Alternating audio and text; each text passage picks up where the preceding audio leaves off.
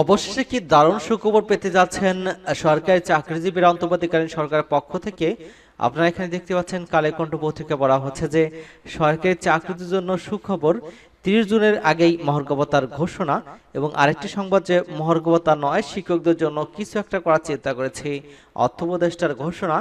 এই সম্পর্কে আজকের ভিডিওতে আলোচনায় থাকবে, তবে তার আগে অনুরোধ থাকবে আমাদের চ্যানেলে যারা নতুন আছে চ্যানেলটি সাবস্ক্রাইব করে আমাদের সাথে থাকুন। তো চলুন মূল আলোচনায়।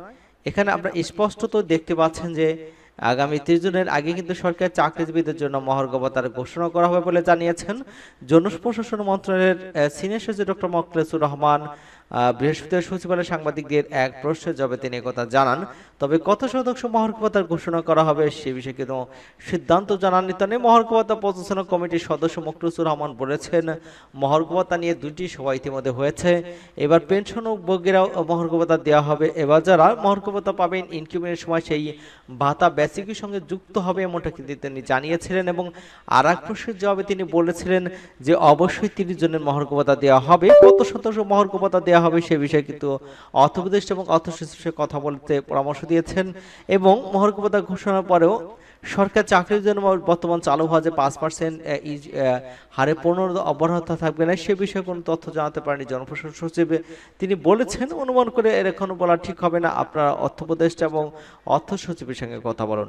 এখানে তিনি স্পষ্টত জানিয়েছিলেন যে 30 জনের মধ্যেই মহার্ঘভাতা দেওয়া হবে এবং তার পক্ষ থেকে জানানো হয়েছে। এবং অর্থ উপদেষ্টার কাছে সে বিষয়ে মন্তব্য জানতে চেয়েছেন যে অর্থ উপদেষ্টা আরো বিস্তারিত বলতে পারবে। তবে আমরা যেটা দেখতে পাচ্ছি যে এখানে তিনি যেটা বলছেন যে মহার্ঘভাতা নয়, শিক্ষকদের জন্য কিছু একটা করার চিন্তা করেছি। অর্থ উপদেষ্টা বলেছেন, আমি কিন্তু সামাজিক খাতে বরাদ্দ কমানো না, শিক্ষা, আইটি, স্বাস্থ্য, সমাজ কল্যাণ আমাদের কমিটমেন্ট আছে, এগুলোতে কিন্তু বরাদ্দ কমানো। আমাদেরকে আত্মহত্যা বলেছেন যে তোমরা অবকাঠামো করবে, আমাদের থেকে বাজেট সহায়তা নেবে, কিন্তু এসব খাতে বরাদ্দ কমাবে না। সরকারি চাকরিদের মহার্ঘভাতা নাই, কেবল স্কুল কলেজে যে শিক্ষক রয়েছেন তাদের জন্য কিছু একটা করার চিন্তা করেছে সরকার। সাম্প্রতিক এক সাক্ষাৎকারে কিন্তু অর্থ উপদেষ্টা সালাউদ্দিন আহমেদ এমনটাই জানিয়েছেন।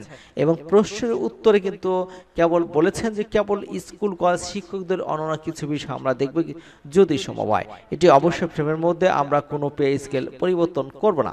এবং তিনি আরো বলেন যে আমি কিন্তু সামাজিক খাতে বরাদ্দ কমানো, শিক্ষা, আইটি, স্বাস্থ্য, সমাজ কল্যাণ আমাদের কমিটমেন্ট আছে, এগুলো কিন্তু বরাদ্দ কমাবো না। আমাদেরকে অর্থ তারা বলেছে তোমরা অবকাঠামো করবে, আমাদের থেকে বাজেট সহায়তা নেবে, এ কিন্তু সব খাতে বরাদ্দ কমাবে না। অর্থ উপদেষ্টার কাছে জানতে চাওয়া হয়, আপনারা শুধু প্রতিশ্রুতি দিয়েছেন আপনারা করবেন, এতে যে অতিরিক্ত ব্যয় হবে এটা কিভাবে সামাল দিবেন?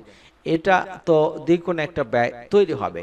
যবে সালাউদ্দিন আহমেদ বলেছেন যে রাজনীতি সরকার থাকতে ওরা এটা করেনি, এখন যেটা দিচ্ছি একেবারেই কম না, এইসব লোক একেবারে বঞ্চিত হয়েছে, পে কমিশন করে সামনে পে বাড়াবো এই সময় আমরা কিন্তু হাত দিচ্ছি না, এটা আমাদের কাজও নয়। রাজনৈতিক সরকার আসবে, তারা পে কমিশন করবে। এর আগে কিন্তু 2015 খ্রিস্টাব্দে পে কমিশন করা হয়েছে। তবে সরকার কি কর্মকর্তা কর্মচারীদের বেতন বাড়ানো নিয়ে এমন কিছু হচ্ছে কিনা এমন প্রশ্ন সালাউদ্দিন আহমেদ মাথা নিয়ে না সুযোগ উত্তর দিয়েছেন।